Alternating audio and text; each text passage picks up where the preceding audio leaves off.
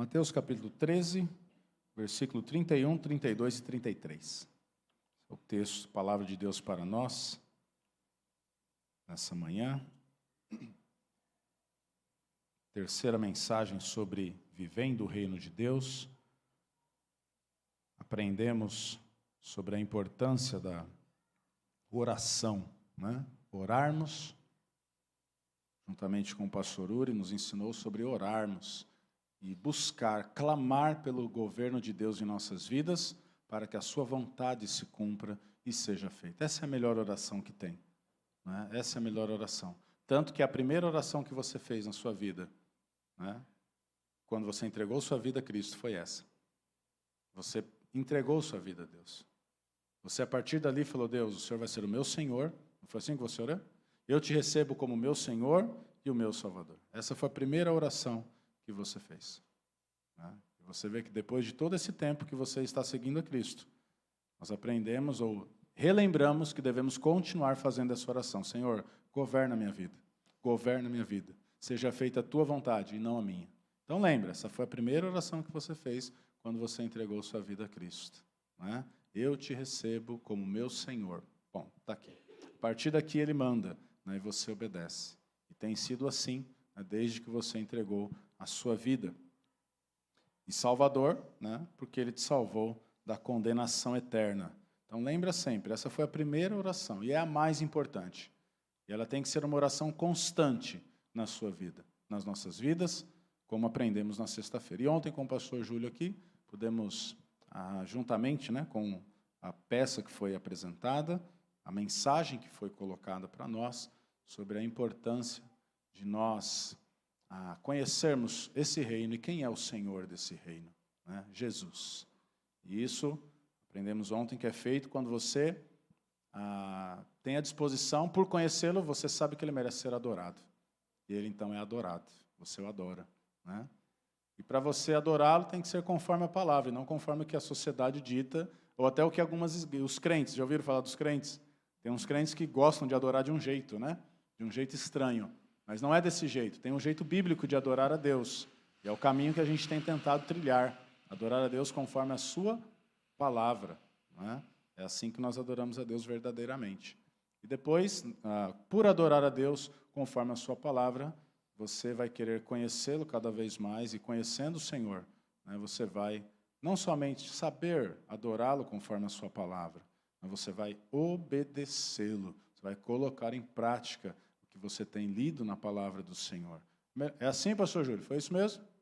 A resenha aí? E então, essa é a melhor forma de continuarmos vivendo esse reino e vivendo junto com o rei desse reino, que é Jesus Cristo. E hoje nós vamos aprender sobre o poder que esse reino tem de expansão, como que esse reino cresce, e o poder que esse reino tem de mudar as coisas, de interferir e alterar a estrutura das coisas, né? É isso que nós vamos aprender hoje, essas duas coisas, né? Para isso, nós vamos ler, então, o texto da palavra do Senhor, Mateus capítulo 13, versículo 31 ao 33, diz assim: está escrito: outra parábola lhe propôs, dizendo: o reino dos céus é semelhante a um grão de mostarda, que um homem tomou e plantou no seu campo, o qual é, na verdade, a menor de todas as sementes, mas quando crescida, é maior do que as hortaliças, e se faz uma árvore, de modo que as aves do céu vêm aninhar-se nos seus ramos.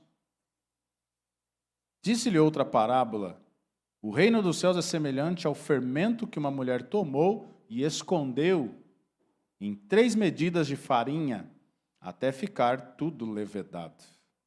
Muito bem. Aos que participam, aos alunos da escola dominical, é uma revisão, é uma aula já dada, né? E aos que não vêm na escola dominical, você vai ter essa aula hoje, né? Então, quem vem vai ser reforçado o ensino. Isso é muito bom, né? Então, Mateus 13, nós estamos dentro de um ambiente, de um contexto onde Jesus ensinou essas parábolas. Ele, pelo menos 6 parábolas sobre o reino de Deus, ele ensinou de uma forma direta. Então, quando nós pensamos aqui para nós, né, tem um ditado que diz assim: as aparências bem, as aparências enganam. Interessante, né? Hoje eu não ouço muito esse ditado, mas quando a gente era moleque, às vezes a gente ia brigar, né, com outros moleques, e era briguinha, que no final acabava e a gente ia jogar futebol depois tudo junto de novo, né? Essa era a briga do nosso tempo. Que briga. Mas aí vinha um rapaz, né, às vezes quase um rapaz, já um adolescente, maior, grande. Aí a gente falava assim, não, vamos lá, não tem problema não. Tamanho não é? Os antigos conhecem. Vamos lá, não, tamanho não é documento. Né? Aí falei, ele é grande, mas não é 2. E a gente ficava ali se fortalecendo, estimulando, não, vamos. Né? Fazia ali uma dupla para tentar brigar com o grande, né? Com aquele que era maior. E quando nós vamos para as Escrituras, esse princípio ele está inserido, né? Deus criou princípios sobre a relação que tem, às vezes, da escola, aqui na igreja, em algum lugar, e você se empenha, você se esmera, né? E aí a pessoa fala, mas não ficou legal isso aqui. Aí você faz de outro jeito, mas não está muito bom. Aí você fala, pô, nada está bom. É outra expressão que a gente usa. Poxa, nada está bom? É mais ou menos esse o sentimento que Jesus está. Agora ele está falando isso, não tem nada bom aqui. Ele está falando, veio João Batista, né, que não andava com os pecadores, ficava separado, era bem diferente. E vocês deceparam, cortaram a cabeça do camarada, arrancaram a cabeça dele. Agora vem eu, que estou aqui, eu como, eu estou com as pessoas, vocês me chamam de beberrão, de comilão, de amigo de pecadores. Ou seja, tem nada bom para vocês, está tudo ruim. É isso que Jesus está dizendo. Porque é uma geração insatisfeita. É uma geração ingrata. Ingrata. Depois, no versículo 20, é uma geração incrédulas. Inúmeros milagres haviam sido feitos, mas não houve arrependimento. Estavam vendo coisas sobrenaturais. Coisas que eles entendiam que vinham de Deus, tanto que Nicodemos, percebendo o que estava acontecendo, foi falar com Jesus. Mestre, eu sei, nós sabemos que ninguém pode fazer essas coisas que o Senhor faz se não for enviado de Deus. Então as pessoas sabiam que tudo o que estava acontecendo era por uma ação direta de Deus na pessoa de Jesus. Mas não queriam aceitar, não queriam mudar a sua mente, o seu coração. Consequentemente, as suas atitudes não mudavam. E a sua ingratidão era vista, era visível. A sua insatisfação era visível. Capítulo 12, no versículo 7. Eles estavam condenando pessoas inocentes. No contexto, nos versos anteriores. Estavam lá os líderes reclamando, porque por causa da tradição religiosa, eles não estavam usando misericórdia. Os discípulos de Jesus com fome, trabalhando o dia todo, passaram lá, começaram a pegar uma espiga de milho, um trigo, e fazer ali um lanchinho para comer, começaram a criticar. Seus discípulos estão comendo aí, não pode, é sábado.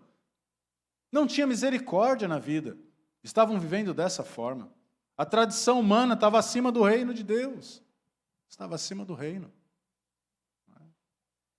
Eu creio que se Moisés aparecesse ali, literalmente, eles iam cair prostrados aos pés de Moisés. Iriam adorar Moisés e deixar Jesus de lado. É muito fácil, muito provável. De tão cego que eles estavam em relação à questão humana, o humanismo. Depois, capítulo 15, passando ainda nosso texto, no versículo 7 ao 9, especificamente a tradição dos anciãos, vocês estão negligenciando os principais mandamentos, a justiça, a misericórdia, né?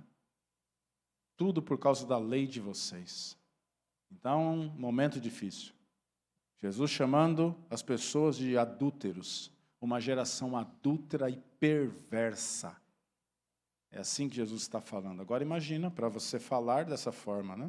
Lá no versículo 39 do capítulo 12, uma geração adúltera e perversa perde um sinal. E ainda ficavam querendo sinais. Mostra um sinal aí, como se tudo que Jesus estivesse fazendo não era bom, não estava bom. Ou seja, insatisfação. O reino de Deus não satisfazia aquelas pessoas. A mensagem do reino de Deus não encontrava corações, não encontrava terra boa. Depois na parábola, né? Do semeador. Não encontrava. Encontrava espinhos, solo rochoso e mentes voando, vagando aí onde perdiam as sementes. Pede um sinal, mas nenhum sinal será dado. Jesus falou, vocês querem sinal? Não vou dar sinal nenhum para vocês. Olha que conversa, irmãos. Que conversa dura. Não vou dar sinal nenhum. O único sinal que vocês vão ter é do profeta Jonas. E o sinal do profeta Jonas é que foi pregado lá e Nínive se arrependeu.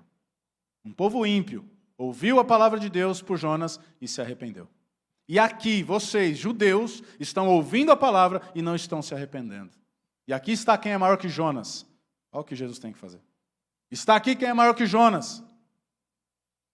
E vocês não se arrependem. Não se arrependem. Pregação, né, que gerou arrependimento na vida dos ninivitas. E uma geração perversa no verso 45. Perverter é inverter. Inversão de valores. O santo agora é profano. Ou melhor, o profano agora fica santo. É isso que estamos vivendo hoje. Presta atenção nesses termos. O contexto que vivemos hoje. A verdade dissolve. É fragilizada e não é mais única. Não é mais verdade. Cada um agora tem a sua. O mal não é tão mal assim. Olha, mas veja por esse ângulo. Pensa dessa forma. Se analisarmos esse contexto, a atual conjuntura, é melhor pensarmos desse jeito.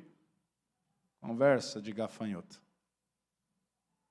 Conversa de gafanhoto. Então, mal já não é mais mal. Não queremos esse.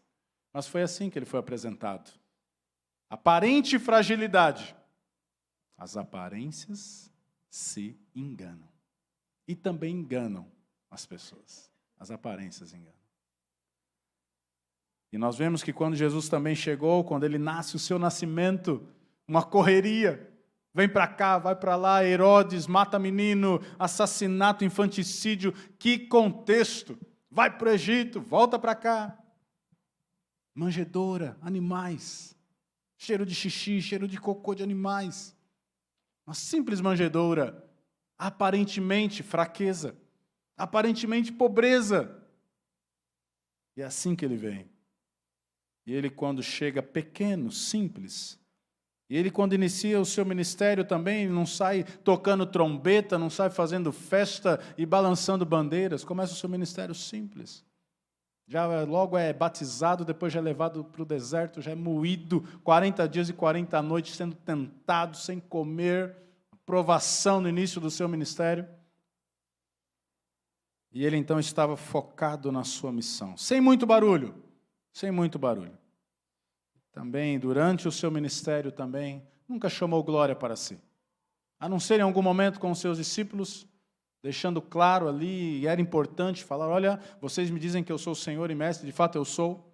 Né? Momentos específicos que era importante confirmar ali o seu senhorio e o seu mestrado. Mas nunca ficou chamando glória para si. Se vestia como todos, andava com as pessoas, com os ricos e com os pobres, com os grandes e pequenos, com as crianças, que eram desprezadas num contexto judaico. Ele andava com as crianças, acolhia os idosos, os enfermos, e tocava até em pessoas doentes, coisa que a tradição não permitia, a religião não permitia. Mas Jesus veio assim, de uma forma simples. E quando ele começou, então, a influenciar vidas, foi crescendo esse reino. Esse reino foi crescendo, porque começou a influenciar as pessoas. Os grandes, poderosos, religiosos, conhecedores, começaram a ficar com suas bases abaladas, começaram a ficar com receio, e começaram a ter medo de Jesus. Mas ele não colocava medo em ninguém. Não colocava medo em ninguém. Andava simples. Só que a vida dele era diferente. E isso incomodava as pessoas. Incomodava. E então, quando ele começa a influenciar vidas, esse reino vai crescendo. Ele vai se tornando relevante. Ele vai se tornando significativo. Verdades, mistérios de Deus agora começam a ser revelados. Pessoas começam a ser curadas. Pessoas começam a ser libertas de espíritos malignos. Pessoas começam a ser transformadas. As estruturas religiosas começam a ser sacudidas, colocadas em xeque. elas começam a ser confrontadas, pessoas começam agora a conhecer a Deus e voltar para o Pai, e conhecer a vontade do Pai. Capítulo 12, verso 49 e 50. Começam a conhecer Jesus, o reino. Nem todos estavam perdidos naquela geração, mas haviam pessoas que ouviam a palavra de Jesus e colocavam em prática a palavra de Jesus. E esses também sofriam. Esses também sofriam. Mas, junto com uma multidão, Jesus falou: aqui estão os meus irmãos, aqui está a minha família. Os que ouvem a palavra e colocam em prática. Então você vê que Jesus estava influenciando vidas. Estava dando certo. Quase que silenciosamente. Mas vidas começaram a ser impactadas. Pessoas doentes, enfermas há 38 anos. Quem tem 38 anos aí? 37, 38, 40? Cadê? Deixa eu ver. Ah. Não, essa mão aí não, essa não. Não é só de IBJ, não. É de vida. Você que não tem 38 anos ainda. Já pensou você, desde o seu nascimento até o dia de hoje, você ser doente e não conseguir andar? Sair arrastando no chão? Jesus mudou a vida de pessoas assim. Nós não sabemos o que é isso, mas aquela pessoa sabe. E a vida daquela pessoa mudou naquele dia. Aquele leproso que ficava alienado da sociedade, porque tinha lepra sobre si, e simbolizava pecado aquela lepra, e tinha que ficar lá no leprosário, escondido, afastado, e ninguém falava bom dia, boa tarde, não sentava para comer com ninguém, ficava isolado. E quando vinha caminhando ainda, nós já aprendemos isso na escola bíblica, e quando vinha andando tinha que ter um sininho pendurado, balançando, para que quando ouvissem aquele sininho chegando, alguém ia falar: cuidado, leproso, leproso, leproso, e as pessoas iam saindo do que estavam fazendo, indo embora e deixando o ambiente, aquela pessoa ficava sozinha. E Jesus vem, aparentemente pequena, e toca num leproso. Senhor, se o Senhor quiser. Olha a condição que a pessoa, se o Senhor quiser. Eu não mereço, mas se for da sua vontade. Se eu posso, se eu quero, claro, eu quero, seja limpo. O reino se expandindo na vida das pessoas. Mas as pessoas estavam vendo isso acontecer ao redor. E as estruturas religiosas começaram a abalar também. Jesus transformou a vida de muitas pessoas. Aquela sementinha pequena, que aparentemente não valia quase nada, ela foi crescendo, e foi abalando a vida de pessoas. Ainda que aparentemente pequeno, frágil, o reino de Deus cresce e ele se estabelece. Consequentemente, ele é um reino útil, ele é um reino que abençoa. Ao ponto daquelas árvores, aquelas arbustos, né, quase árvores, ainda servirem de utilidade, elas eram úteis. Dava sombra para as aves. Eram úteis, né? Além de crescerem, ficarem bonitas, elas tinham utilidade. E o reino de Deus, na pessoa de Cristo,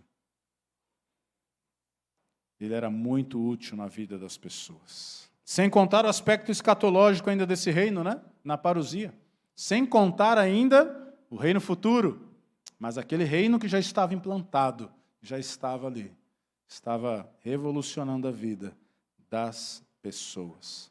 Mas ainda no futuro ele viria com poder e grande glória, e também em toda a eternidade.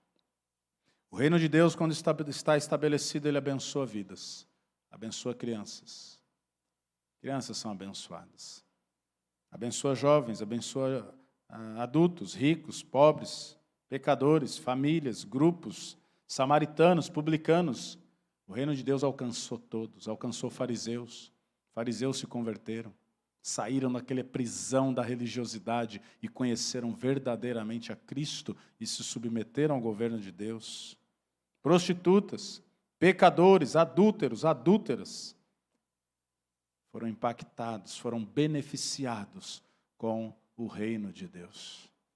Esse é o poder de expansão, de como cresce o reino de Deus, não é? Maravilhoso. O reino de Deus, ele sempre se expande e Ele sempre abençoa as vidas. Sempre. Em todo momento. É assim que funciona. Muito bem. Nessa primeira parte, irmãos, sobre essa parábola que Jesus contou, o que a gente pode fazer, então? Se nós já estamos orando para que o reino de Deus venha e domine nossas vidas e nós possamos continuar vivendo, né, gerúndio mesmo, é NDO no final, vivendo, ação contínua, o reino de Deus. Aprendemos quem é o Senhor desse reino, né? Como devemos lidar com ele, o reino e quem é esse Senhor. E hoje estamos vendo aqui como que esse reino se expande, o poder que esse reino tem, principalmente de mudar, de transformar vidas, de abençoar vidas, de mudar histórias, né? Primeiro, não subestime o reino de Deus. Não subestime o reino de Deus. Essa é a primeira coisa. Não ache que o reino de Deus é uma simples sementinha. Não vale lá muita coisa. Tome cuidado.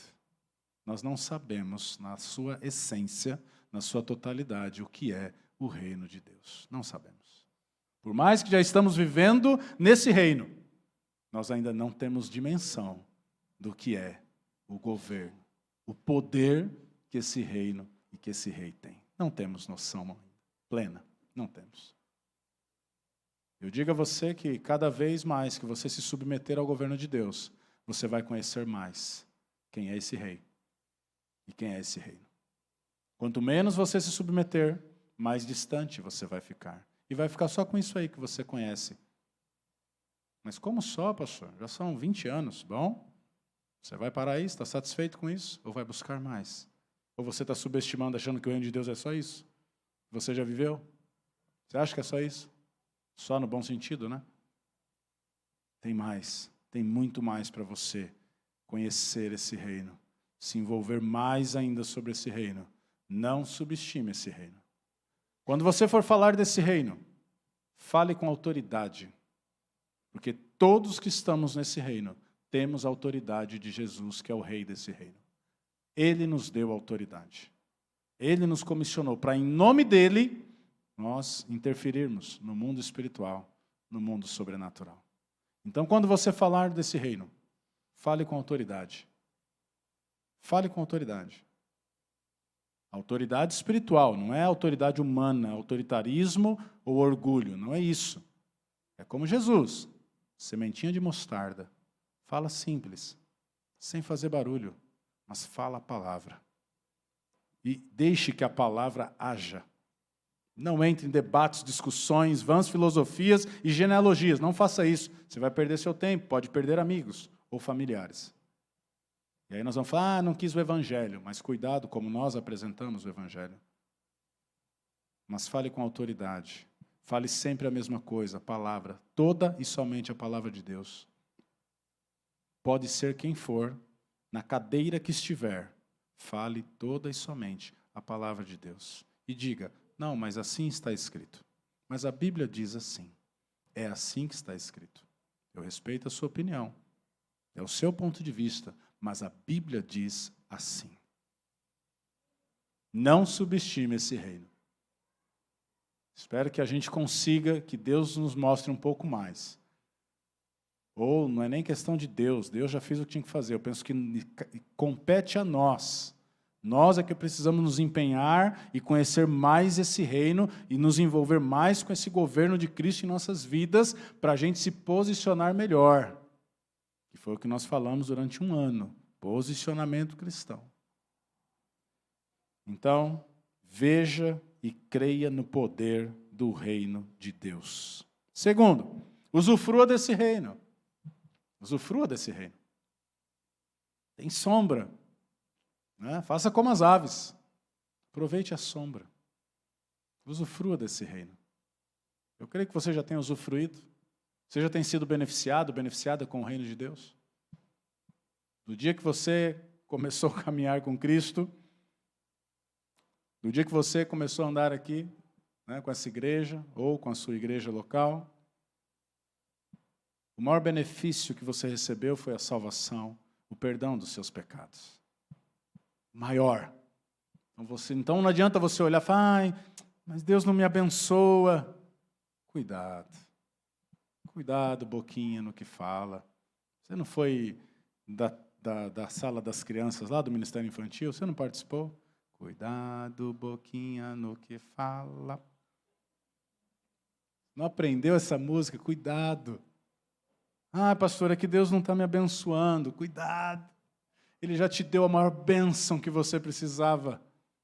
Já tirou você das trevas, do poder do reino das trevas. Escreveu o seu nome no livro da vida e te garantiu a vida eterna com Ele. A maior bênção e benefício desse reino você já tem. Você já tem. O restante, irmãos, é consequência de viver sob esse reino. Não foi isso que Jesus falou? Busca em primeiro, coloca esse reino lá em cima, em primeiro, no topo. E a justiça que tem dentro desse reino. E as demais coisas, Ele acrescenta. Não é a gente que buscar o reino, quem acrescenta as outras coisas é Ele, o Senhor Jesus. Usufrua dos benefícios desse reino. Romanos 14, 17 diz que esse reino, ele não é comida, em partes, que pena, né? Em partes. Mas lá no céu nós vamos comer bem, vamos comer muito, comida saudável. Não vamos ficar doentes com a comida que vamos comer lá. A árvore da vida, tem a árvore da vida. Crescer, alcançar pessoas e ainda abençoar, transformar, mudar a vida das pessoas e trazer bênçãos sobre a vida das pessoas. A principal bênção, a libertação do pecado. A principal bênção, a salvação em Cristo Jesus. A garantia da vida eterna, o nome no livro da vida. Essa é a principal bênção, o principal benefício da expansão desse reino. Esse reino se expandiu tanto que chegou até nós aqui em termos geográficos. E em termos temporais, 2022 anos pelo menos atrás. Lá na Palestina, no outro continente. E essa expansão também ela é geográfica. Olha onde chegou. Passou mais de 2 milênios. Chegou a mim e a você. Mudou a nossa vida. Nos abençoa e nos abençoa até o dia de hoje. E até o último dia de vida do ser humano na terra. Esse reino continuará crescendo e abençoando vidas. Fale disso para as pessoas.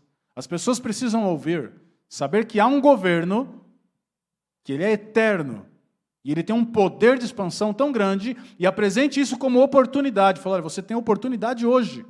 Deus é tão bom que esse reino chegou até você hoje, e eu estou aqui apresentando o governo de Deus para você. Entregue sua vida a Cristo. Deixe Ele governar você.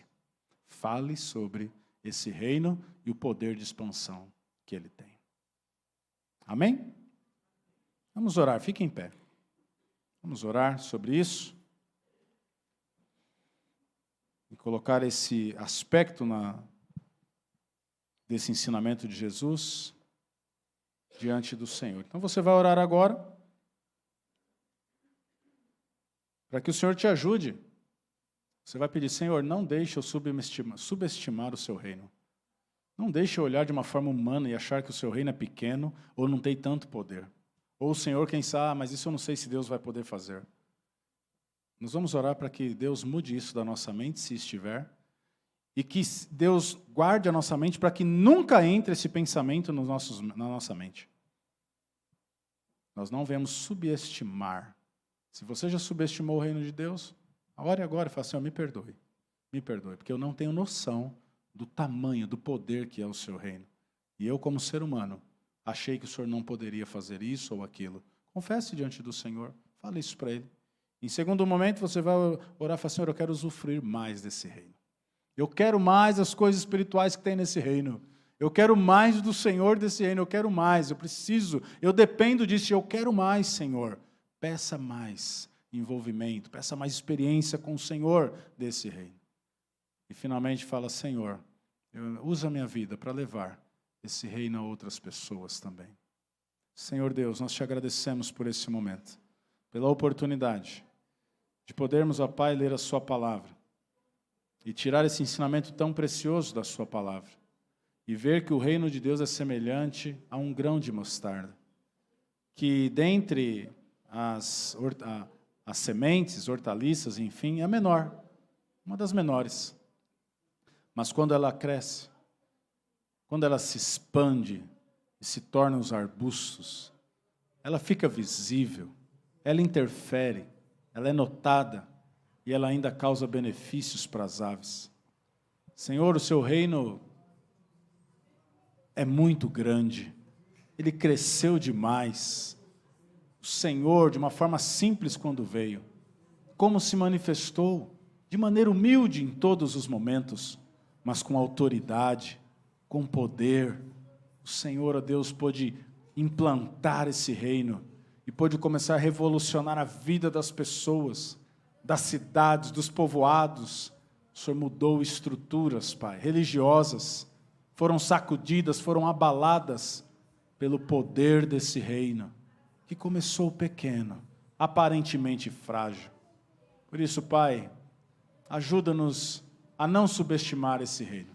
Nós somos limitados, nós somos pequenos, falíveis, pecadores redimidos, e corremos esse risco de minimizar o reino de Deus. Senhor, nos perdoe se já fizemos isso. Nos perdoe, Senhor, e ajude-nos a não fazer isso. Nós possamos, Senhor, sempre buscar o máximo do entendimento do quão grande é Jesus e o seu reino.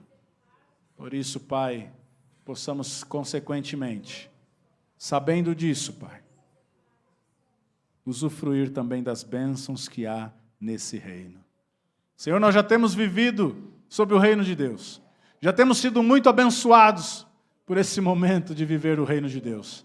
O Senhor já tem nos abençoado sobremaneira. Deus, só o fato de nos ter tirado do inferno, só o fato de ter nos resgatado do domínio das trevas, nos ter trazido para o reino do seu Filho, o reino do seu Filho amado, nos ter escrito o nome no livro da vida, nos dado a garantia, o Espírito Santo, que é o penhor dessa garantia, a garantia, o penhor dessa salvação. Ah, Senhor, Ele tem nos dado esperança do encontro com o Senhor a cada dia. Senhor, isso já nos basta. Como o Senhor disse para Paulo, a minha graça te basta. E de fato a sua graça nos basta, Senhor. Por isso, Pai, ajude-nos a usufruir dos benefícios que esse reino tem. Ah, Deus, sobre as nossas vidas. E nos ajuda, Pai, a representar esse reino aqui na terra. Nos ajuda a sermos verdadeiros representantes de Cristo. E levar, ó Deus, essa característica tão importante, desse crescimento, desse poder de expansão e alcance da vida das pessoas. E tantos benefícios que esse reino traz para a vida das pessoas. A libertação, principalmente, Senhor. E, consequentemente, bênçãos dessa vida também. Que possamos levar isso para as pessoas que nos cercam, para homens e mulheres, grandes e pequenos, e seguir o seu exemplo e pregar essa palavra a tempo e fora de tempo, cumprindo a nossa missão.